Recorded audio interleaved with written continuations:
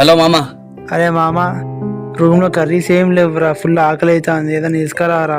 అరే ఇంకా ఏం డెలివరీస్ పడలేదురా, తీసుకొస్తా.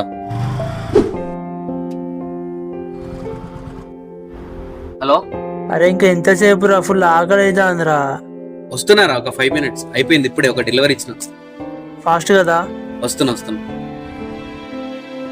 అన్న అన్న ఆలూ కర్రీ ఉందా? ఆలు కర్రీయా?